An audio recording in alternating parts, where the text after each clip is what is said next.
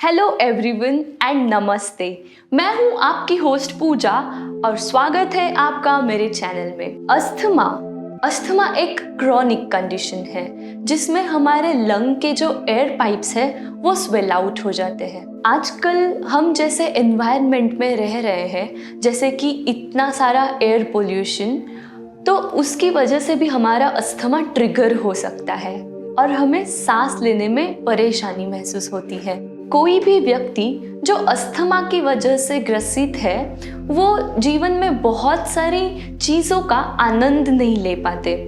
वो बहुत सारे नुस्खे अपनाते हैं पर एक सरल उपाय भूल जाते हैं, वो है योग। अधिक प्रभावी रूप से हमें अगर अस्थमा के ऊपर काबू करना है तो मैं आपको आज ऐसे कई आसन बताने जा रही हूँ और ब्रीदिंग टेक्निक बताने जा रही हूँ जिसकी वजह से आपकी जो सेविरिटी है अस्थमा की वो ज़रूर कम हो जाएगी। मैं ये चाहती हूँ कि आप ये वीडियो पूरा देखें और इसका लाभ उठाएं और साथ ही साथ मेरे चैनल को सब्सक्राइब करना ना भूलिएगा। तो शुरुआत करते हैं हम हमारे पहले ब्रीदिंग टेक्निक से, पहले प्राणायाम के साथ, जिसका नाम है समावृत्ति। समावृत्ति मतलब समान breathing, same breathing, equal breathing. सबसे पहले हम अपने योगा मैट के ऊपर रिलैक्स्ड पोजीशन में बैठ जाएंगे। आप इस तरह से क्रॉस लेग भी बैठ सकते हैं या फिर इस तरह से बैठ सकते हैं, और मैं जैसे बैठ रही हूँ अभी अर्ध पद्मासन में, इस तरह से भी बैठ सकते हैं।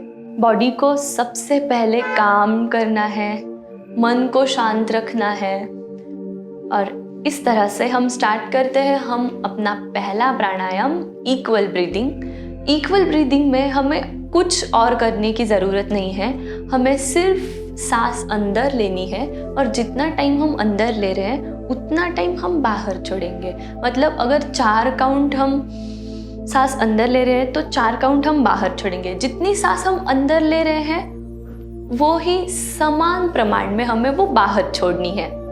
मैं आपको बताऊंगी, मैं आपको काउंट करके बता रही हूँ क्योंकि आपको अच्छी तरह से और ठीक से समझ आ जाए।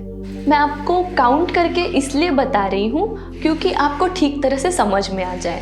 हम हाथ अपने घुटनों पे रख सकते हैं। आप अगर चाहें तो इसमें आंखें भी बंद रख सकते हैं। मैं 4 काउंट तक सांस अंदर ले रही हूँ, पूरी तरह से गहरी सांस को मैं अंदर ले रही हूँ और उसी तरह से मैं एक्सहेल कर रही हूँ अपने नाक से। इस तरह से हम 3-3 के रिपीटेशन 4 या 5 सेट में कर सकते हैं। जैसे मैं अभी 3 रिपीटेशन का एक सेट बना रही हूँ, ऐसे हम 4 या 5 सेट आराम से कर सकते हैं। इसके बाद हम करेंगे अनुलोम विलोम, अल्टरनेटिव ब्रीदिंग टेक्निक। इसके लिए हम सबसे पहले हमारे हाथ की इस तरह से मुद्रा बनाएंगे। उसके बाद हम राइट नॉस्ट्रिल को, राइट साइड की जो नासिका है उसको बंद करके लेफ्ट से सांस अंदर लेंगे और फिर राइट से छोड़ देंगे। उसके बाद राइट से अंदर ले लेंगे, लेफ्ट से छोड़ देंगे। बेसिकली हमें अल्टरनेटिव ब्रीथ करना है इसमें।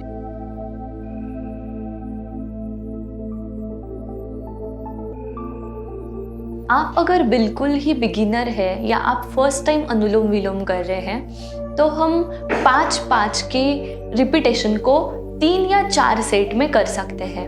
मतलब हम 15 या 20 टाइम्स ये प्रोसेस कर सकते हैं। अनुलोम विलोम एक बहुत ही अच्छा प्राणायाम माना जाता है क्योंकि इसकी वजह से हमारे जो लंग्स हैं वो एक्सपैंड होते हैं और उसकी कैपेसिटी जो है, हमारी जो शॉर्टनेस है ब्रीथ में वो सुधर जाती है और हमारी लंग की कैपेसिटी है वो भी सुधर जाती है। हमारा तीसरा जो टाइप है प्राणायाम का वो है पर्स लिप ब्रीदिंग।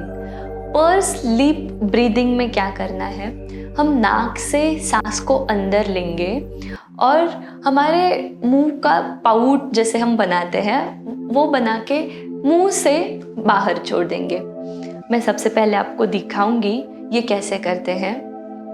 हम अपने हाथ को इस तरह से घुटनों के ऊपर रख देंगे। स्पाइन को, कंधे को, गर्दन को बिल्कुल रिलैक्स पोजीशन में रखना है।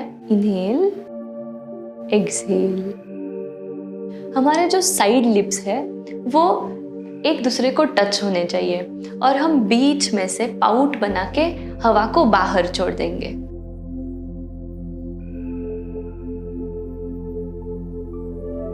इसकी वजह से क्या होता है, हमारे जो एयरवेज है, एयरवेज के आसपास के जो मसल्स है वो अस्थमा में टाइट हो जाते हैं। उसको रिलैक्स और रिलीज करने के लिए हम ये पर्स लिप ब्रीदिंग करते हैं। इसके बाद हम बढ़ेंगे हमारे योगासन की ओर। तो सबसे पहले हम करने जा रहे हैं गोमुखासन, जिसको काउ पोज भी कहते हैं। काउ पोज के लिए हमें सबसे पहले इस तरह से क्रॉस फोल्डेड बैठना है और गोमुखासन के लिए हम अपने जो राइट साइड का पैर है, जो लेग है, उसको लेफ्ट हिप लाइन के पास रख देंगे और लेफ्ट पैर को इस तरह से राइट के ऊपर रख देंगे। मतलब सामने की तरफ हमारे जो दोनों घुटने हैं वो एक के ऊपर एक इस तरह से प्लेस होने चाहिए। ये हमारी पैरों की पोजीशन है गोमुखासन में। उसके बाद हम हमारे पीठ को सीधा रखेंगे। शोल्डर्स को टेंस रखने की ज़रूरत नहीं है, आप बिल्कुल रिलैक्स भी बैठ सकते हैं। रिलैक्स मतलब इस तरह से ऐसे करके नहीं बैठना है। रिलैक्स मतलब आपकी रीढ़ की हड्डी, जो स्पाइनल कॉर्ड है, वो सीधी ही रहनी चाहिए। और धीरे धीरे इनहेल करते हुए मैं अपना राइट हैंड उठा के इस तरह से पीछे की साइड लेके जा रही हूँ और लेफ्ट हैंड को हम इस तरह से पीछे लेके जाएंगे। गोमुखासन में हाथों की पोजीशन इस तरह से होनी चाहिए, पीछे। आप चाहें तो आंखें बंद करके भी रख सकते हैं। 5 डीप ब्रीथ्स तक यहाँ पे रुकने के बाद हम धीरे धीरे अपने हाथों की पोजीशन पहले रिलीज करेंगे और उसके बाद हम सेम एक्टिविटी हमारे लेफ्ट हैंड के साथ भी करेंगे। इनहेल, लेफ्ट हैंड अप और पोजीशन। एक्सहेल। ये है हमारा गोमुखासन। दोस्तों, ये बहुत ही अच्छा आसन है हमारे लंग्स के एक्सपांशन के लिए। इसके आगे हम देखेंगे परिवर्त जानुशिरासन। उसके लिए हम सबसे पहले इस तरह से क्रॉस फोल्डेड बैठे हुए हैं। इसके बाद हम धीरे धीरे, मैं आपको साइडवेज से दिखाऊंगी, इसकी वजह से आपको अच्छे से पता चलेगा कि ये पोजीशन कैसी है। फर्स्ट हम दंडासन में बैठ जाएंगे इस तरह से। उसके बाद हमें अपना जो राइट साइड का पैर है उसको इस तरह से पीछे की तरफ मोड़ना है। बहुत लोग गलती करते हैं कि वो इस तरह से आगे की साइड पैर को बेंड करके रखते हैं। हमें पीछे पैर बेंड करके रखना है इस तरह से। और उसके बाद हम हमारा जो लेफ्ट हैंड है उससे लेफ्ट पैर की उंगलियों को पकड़ेंगे इस तरह से, और जो राइट हैंड है उसको ऊपर से इस तरह घुमाते हुए पूरा राउंड बना के हमें इस तरह से बेंड करना है लेफ्ट पैर के साइड। और एक चीज़ का ध्यान रखना है कि इस तरह से ऐसे बेंड नहीं करना है। हम हमारे चेस्ट के लिए, लंग्स के लिए ये एक्सरसाइज कर रहे हैं, इसलिए ये ओपन होना चाहिए। अगर आप यहाँ पे टच नहीं कर सकते तो आप इस तरह से ओपन चेस्ट पोजीशन में इस तरह से भी रुक सकते हैं। 10 सेकेंड्स तक होल्ड करके वापस नॉर्मल पोजीशन में। एक और बार मैं आपको ये आसन बताने जा रही हूँ। हम अपने हाथ से, लेफ्ट हैंड से, जो पैर सीधा है उस पैर की उंगलियां इस तरह से पकड़ेंगे और धीरे धीरे अपना दूसरा हाथ ऐसे चेस्ट को ओपन करते हुए इस पोजीशन में रख देंगे। अगर आप इनफ फ्लेक्सिबल है तो और थोड़ा नीचे जा सकते हैं इस तरह से। Inhale and come up. यह है हमारा परिवर्त जानुशिरासन। इसको अभी हमने राइट पैर बेंड करके किया, अब सेम पोजीशन हमें लेफ्ट पैर को बेंड करके भी करनी है।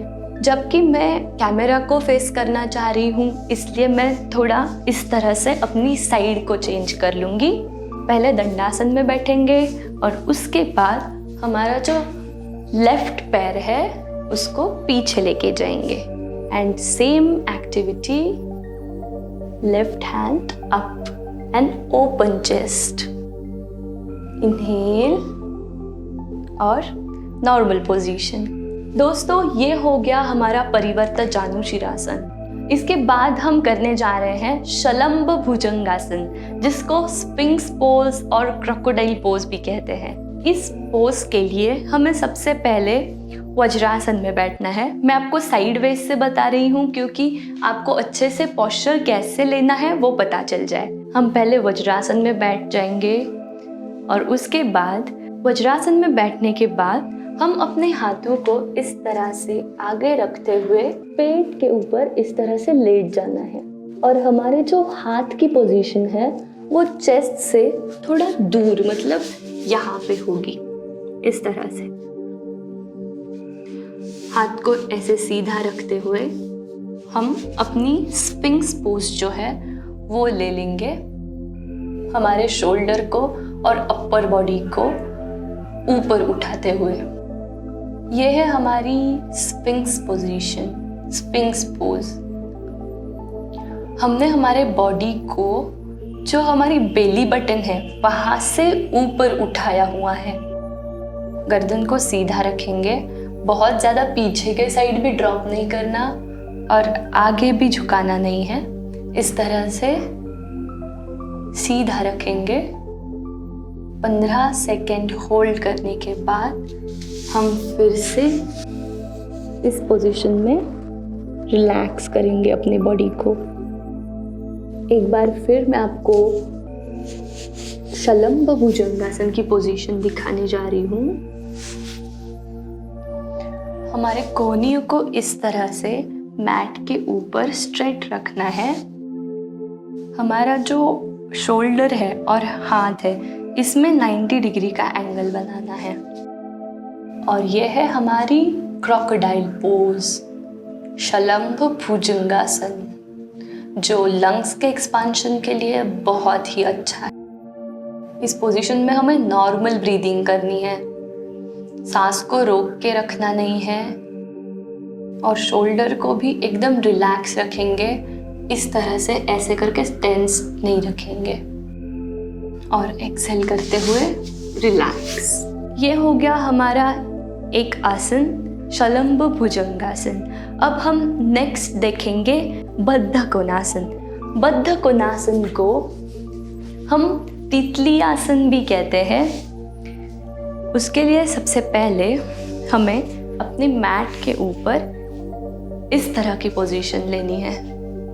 हमारे दोनों पैर को ऐसे बेंड करके बाहर की साइड ऐसे फुला के रखना है और धीरे धीरे हम इस तरह से मूवमेंट स्टार्ट कर देंगे और धीरे धीरे हम इस तरह की मूवमेंट स्टार्ट कर देंगे।